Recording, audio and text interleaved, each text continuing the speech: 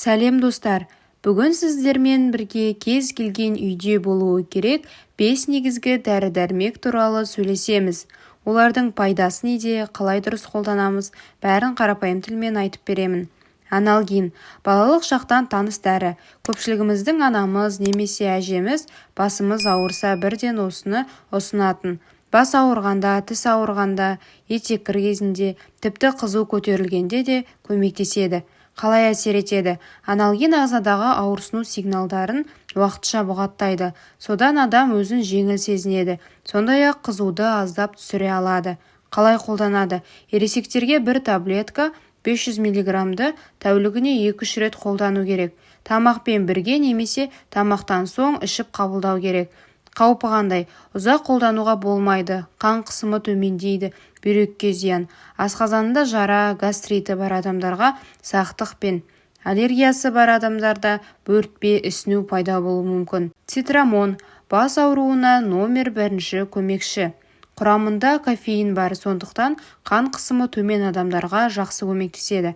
Шаршаған кезде миға сергектік береді. Қай кезде қолдануға болады? Стресс, ұйқысыздық салдарынан бас ауырса, төмен қан қысымы кезінде, суық тиюде, етеккір кезіндегі бас ауруы кезінде. Қаупі қандай? Жоғары қан қысымы бар адамдарға болмайды, өйткені құрамында кофеин бар. Асқазан аурулары барларға да абай болу керек. Бір күнде 2-3 таблеткадан артық ішуге болмайды.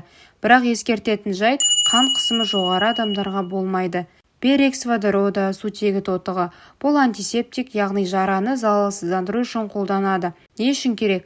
Жарақатты тазалау, қан тоқтату, құлақты тазалау, ауыз қуысының жараларын емдеу. Қалай жұмыс істейді? Перекс жараға тигенде көпіршіп микробтарды өлтіреді. Бұл кезде оттегі бөлініп, қан мен іріңді сыртқа шығарады. Қалай қолданады? Жараға мақтамен немесе дәке арқылы жағу керек. Құлаққа жылытып 1-2 тамшы ғана. Ауызға 1-1 қатынасымен сумен араластырып шайқау керек. Қаупі қандай? Теріні күйдіріп жіберуі мүмкін. Ашық терең жараға жиі қолдануға болмайды. Ішке ішілмейді, тек сыртқы қолдануға арналған. Фурацилин микробқа қарсы дәрі. Қай кезде көмектеседі? Тамақ ауырса, ангина, фарингит, көз қабынғанда, конъюнктивит кезінде, жара мен күйікке, терідегі инфекцияларда. Қалай қолданады? Бір таблетканы 100 мл жылы суда езіп, дайын ерітіндімен шайқау, жуу, көзге таза дәкемен сүрту, жараға мақтамен сүрту. Артықшылығы құны арзан, кең спектрлі, қолдану оңай. Қаупі аллергия тудыруы мүмкін, көзге пайдаланарда тек таза құралмен қолдану керек. Вазелин. Не үшін керек? Вазелин теріні жұмсартатын, ылғал ұстап тұратын құрал. Косметика, медицина, тұрмыста бәрінде қолданады. Қалай пайдаланады? Ерін жарылғанда тікелей жағады. Бет пен қол құрғаса, қыста жел мен суықтан теріні қорғау. Бала терісінің тітіркенуін басу. Жараға таңғыш жабыспас үшін теріге жағу. Қабақ пен кірпікті жұмсарту үшін қолданады. Қауіпсіз бе? Тек таза медициналық вазелин болса, тері майлы болса, көп қолдануға болмайды, бітеліп қалуы мүмкін. Бұлар әр үйдің дәрі қобдишасында міндетті түрде болу керек, қарапайым өте тиімді құралдар.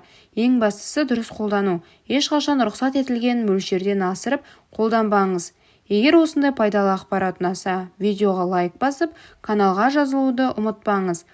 Келесі кездескенше.